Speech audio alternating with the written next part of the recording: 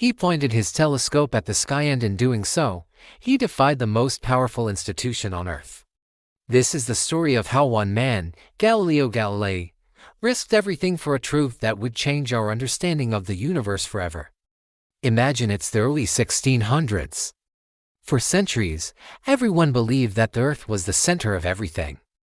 The sun, the moon, the planets, the stars, they all revolved around us. This wasn't just a scientific theory, it was a matter of divine truth, upheld by the immense power of the Catholic Church. To question it was to question God's perfect creation. But in Venice, a brilliant mathematician and astronomer named Galileo Galilei heard about a new invention, the telescope.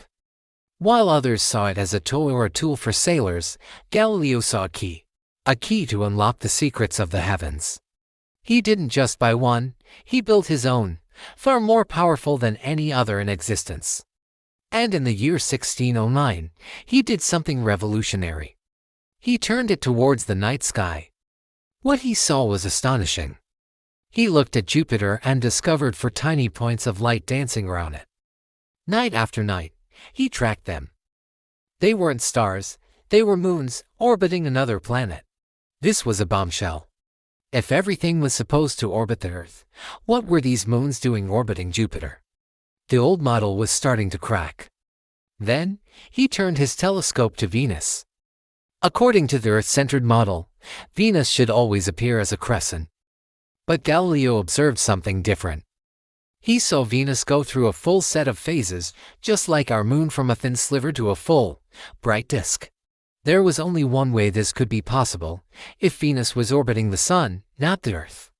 This was direct, observable proof supporting a controversial idea proposed by Nicolaus Copernicus decades earlier, the heliocentric model, where the Earth and other planets revolve around the Sun. Galileo knew he was playing with fire, but the evidence was undeniable. He published his findings in a book called The Starry Messenger, and it made him an overnight sensation across Europe. Kings and princes celebrated him. But not everyone was celebrating. In Rome, the gears of the church began to turn. The idea that Earth was just another planet, spinning through the void, was deeply unsettling. It contradicted Scripture and demoted humanity from its special place at the center of God's creation. Powerful cardinals and theologians saw Galileo's work not as a scientific breakthrough, but as a dangerous heresy. At first, the warnings were quiet. In 1616, the Church officially condemned Copernicanism, declaring it foolish and absurd in philosophy, and formally heretical. Galileo was privately warned by Cardinal Bellarmine to stop teaching or defending the heliocentric theory. For several years, Galileo complied, focusing on other work. But the truth gnawed at him. How could he remain silent when the universe itself was screaming its secrets through his telescope? He decided to make his stand. He spent years writing his masterpiece, The Dialogue Concerning the Two Chief World Systems, to get past the censors. He framed it as a neutral debate between 3 characters. One character, Salviati, argued brilliantly for Galileo's sun-centered model. Another, Simplicio, which literally means simpleton, and defended the Church's Earth-centered view, often using clumsy arguments and the Pope's own words. The book was a triumph of scientific argument, but naming the foolish character Simplicio and putting the Pope's arguments in his mouth was a catastrophic miscalculation. When the book was published in 1632, Pope Urban VIII, who had once been a friend and supporter of Galileo, felt personally mocked and betrayed. He was furious. The full force of the Roman Inquisition was unleashed. This brings us to the climax of our story, the trial of 1633. Galileo, now an old and frail man of nearly 70, was summoned to Rome to face the Holy Office of the Inquisition. The charges were dire: suspicion of heresy. He was interrogated, threatened with torture, and shown the instruments that would be used. The psychological pressure was immense. Here was one man, armed only with his observations and his intellect, standing against an institution that had held absolute power for over 1,000 years. The outcome was never in doubt. He was facing an impossible choice: cling to the truth and face a horrific death, or publicly renounce everything he had discovered and live. In a solemn ceremony in the church of Santa Maria sopra Minerva, Galileo was forced to his knees. Dressed in the white robe of a penitent, he was made to read a prepared statement, recanting his life's work. He swore that he abjured, cursed, and detested the error that the sun is the center of the world and that the earth moves. He declared the heliocentric theory false. The truth, under unbearable pressure, had been forced to bend. Legend has it that as he rose to his feet, Galileo muttered under his breath, "Eppur si muove, and yet it moves." While this is likely a myth, it perfectly captures the spirit of the moment.